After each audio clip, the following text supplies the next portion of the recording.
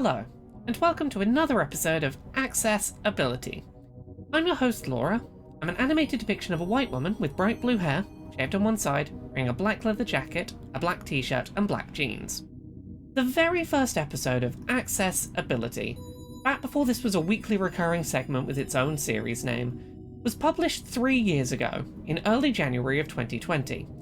And since then, a lot has changed for the better with regards to accessibility in the video game industry. While there's still a lot of progress that our industry could, and should, be making to improve gaming accessibility for disabled players, as I sit here at the start of 2023, it's clear that we've seen a lot of improvements to the quality and quantity of accessibility seen in the average big-budget AAA video game releasing from most major publishers. While certain aspects of accessible video game design are still exciting and experimental new frontiers being explored by creatively ambitious developers, other aspects of accessible design are, at this point, either becoming fairly commonplace or are being done at a consistent level of quality by those developers that are taking the time to implement them in their games. So today, on Accessibility, we're going to be discussing the accessibility features that I think we need to see video game developers and publishers pushing to make standards in the video game industry. Now, to be clear, when I say that the following video game accessibility settings should be standards going forward for our industry, I'm not suggesting that every game developer, down to the smallest indie dev, should be forced to implement every one of these features starting today if they want to be allowed to release a video game. I'm also not saying that any accessibility feature that I leave off this list is unimportant, or shouldn't become a commonplace part of the video game industry eventually as the medium changes and grows. Some accessibility features that I think are really exciting for our industry, such as sign language interpreter support and audio descriptions, are still in their infancy in the gaming space and are far from ready for the spotlight. Some accessibility settings come with time, technical resource or financial constraints to implement that won't be feasible for every single game developer. What I do believe, however, is that the below list of features should be considered achievable best practices to strive for, and that if every big budget AAA video game developer is expected to do their best to implement them, this medium would be much more reliably opened up to a whole host of disabled players. If a video game developer or publisher is able to afford millions of dollars in marketing spending, they should probably be expected to hit the standards discussed in this video. Subtitle and text standards. Starting off simple, addressing a complaint I've seen for years within the video game industry from disabled and non-disabled players alike. The video game industry should be standardizing minimum text sizes in video games, with customization options both for in-game text and subtitle text, to ensure that all in-game text is legible on the first boot of a game, and can be set to a large enough size to be easily legible for a large number of partially sighted blind players. With regards to subtitles themselves, video game developers should be ensuring that their subtitles are not only able to be set to reasonably large sizes, but should also feature support for opaque backgrounds for contrast in non-stylized fonts, with support for alternative dyslexia-friendly fonts such as Open Dyslexic, with options available for including speaker names, customizing text color per character, and ideally including directional indicators for where speakers are in a scene. In a perfect world, developers should be offering closed captions, rather than simply dialogue subtitles, ensuring that non-dialogue information is conveyed to deaf players. This includes ensuring that music that is important to the tone of the story is described to players, and that licensed music is at the very least mentioned by name, even if limitations prevent the licensed song's lyrics from being shown in the subtitle files. Subtitles should also be timed to appear on screen in line with when the corresponding line of verbal dialogue is being spoken, so that players with cognitive processing disabilities who use subtitles as supplemental to spoken audio are able to follow both at the same time. Accessibility previews in menus. This next accessibility standard is pretty simple and requires minimal explanation. Settings options in game menus should be presented, ideally, alongside an in-menu preview of the setting in action, so that players can see at a glance if, for example, a new subtitle size is going to suit their needs, without needing to go back into the game to check, then back into the menu to tweak it again. Multi-platform accessibility controller support. Toward the end of 2022, we talked about the fact that former Nintendo of America CEO Reggie Fils-Aimé revealed in an interview that Nintendo had, at one point in time, been working on a multi-platform accessibility controller inspired by the Xbox Adaptive Controller that would have functioned on all of the major video game consoles available today.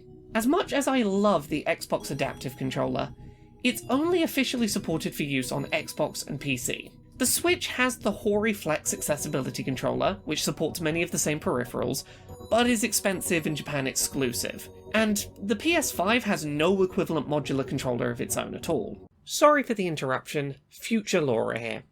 Since recording this video 48 hours ago, Sony has announced that they have their own proprietary accessibility controller in development for PlayStation 5, codenamed Project Leonardo.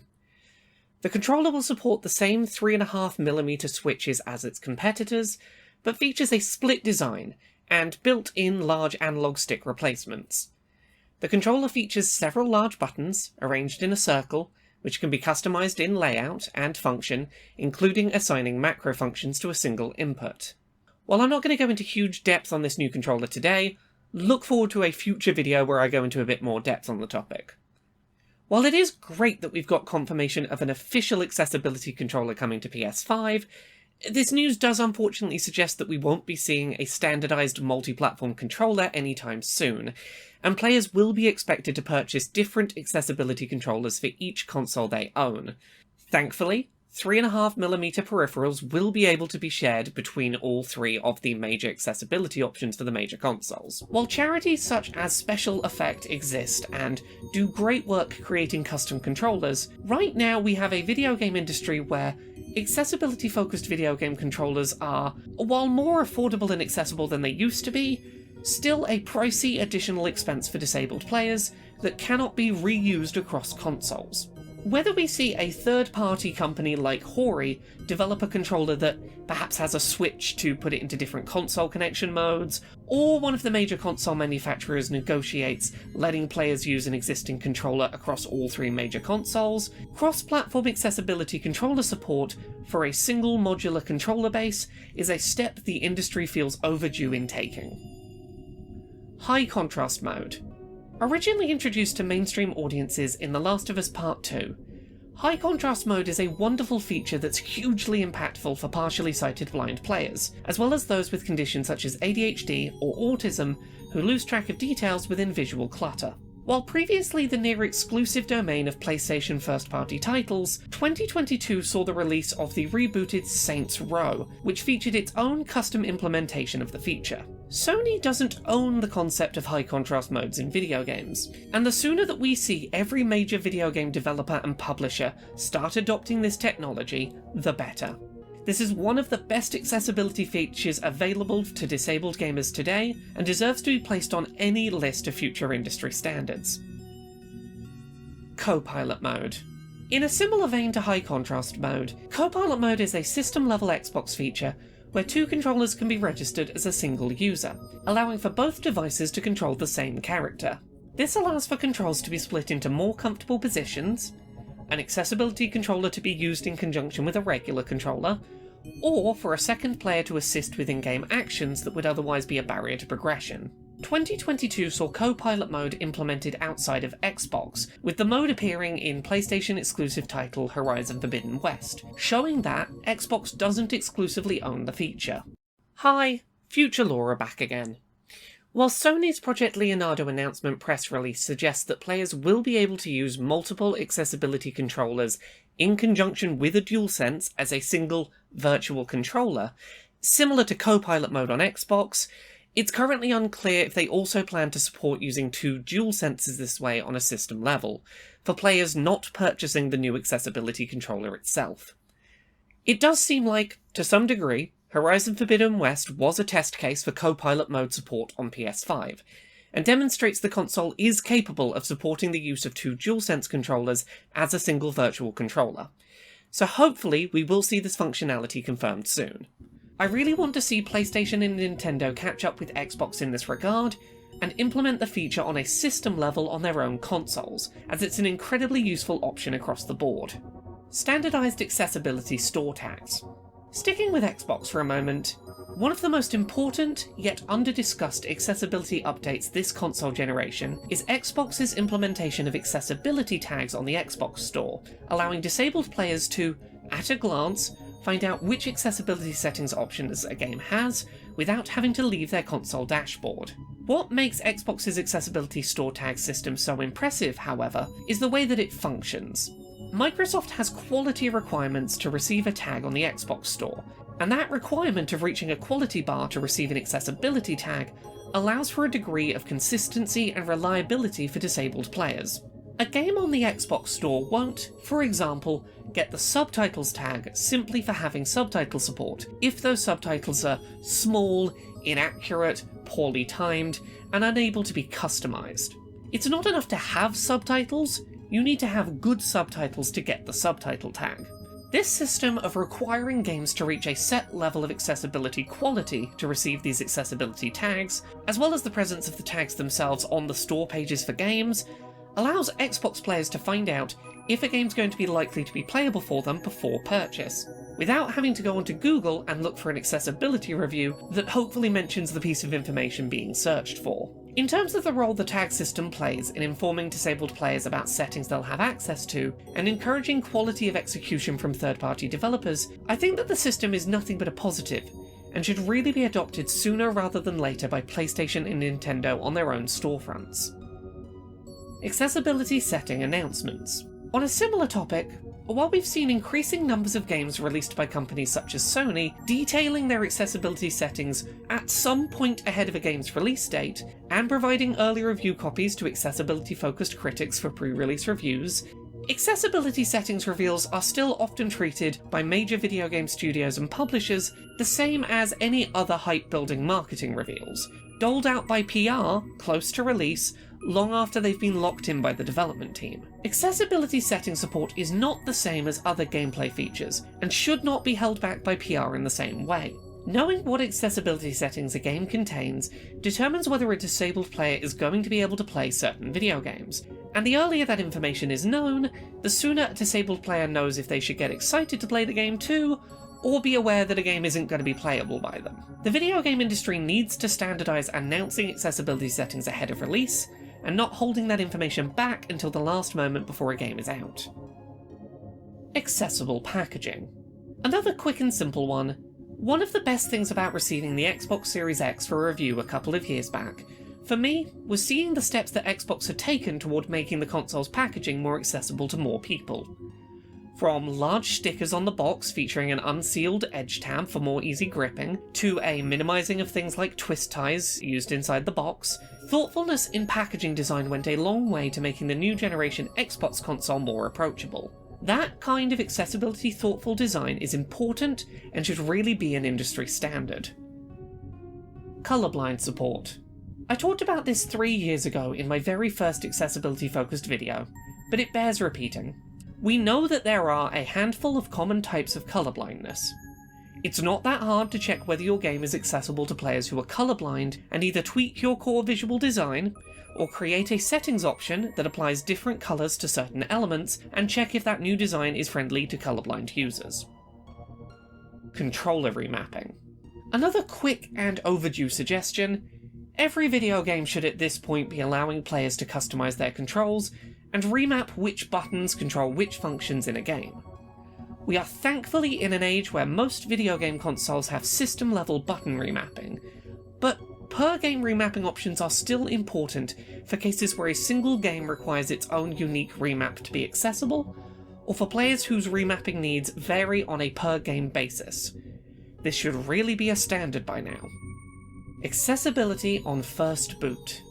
Another aspect of game design I've talked about a lot on this show, that's thankfully becoming more common, is the fact that we should, in a perfect world, be expecting video games to make their accessibility settings options easily available to players on first boot up of a game. The best recent example of this done right was God of War Ragnarok, which allowed players to either go through a guided accessibility settings walkthrough on first boot, or skip past it to the game's main menu. Then there was a settings menu and an accessibility menu on that main menu screen before getting into any gameplay. Titles where gameplay starts before you've had a chance to set up your settings are thankfully becoming few and far between, but this should be an expected standard by this point, and something we expect to become consistent across the industry. Accessibility presets. Continuing to discuss God of War Ragnarok for a moment, another thing that game did amazingly well was its implementation of degrees of preset for accessibility settings, tailored to a selection of common categories of disability. Players could easily set some or all available settings that were in-game, and likely to be helpful for their category of disability, to be activated with a few button clicks, avoiding a lot of digging through menus manually. This kind of thoughtful grouping of settings into degrees of useful presets is the kind of streamlined onboarding that the video game industry should aspire to, and something I hope becomes the standard in the near future. While this list of accessibility setting standards is far from exhaustive, I think that it covers many of the settings right now that would make the most immediate impact if made into industry standards, while focusing on settings that seem to be either heading towards natural standardization anyway, or that I suspect will explode in popularity as developers have time to implement them in projects that started development after their well-received debuts in other recent titles. The video game industry, while constantly becoming more accessible year by year, is inconsistent, and even games from the same publisher or development studio can't be relied on to be consistent with their accessibility support. I think that the next major step for our industry in terms of accessibility will be standardization, and that it is a needed step for this industry to grow and mature. Disabled gamers deserve to be able to pick up a video game, confident that it will meet a baseline level of accessibility. And I think many of the ideas discussed in this video are promising candidates for that eventual standardized future.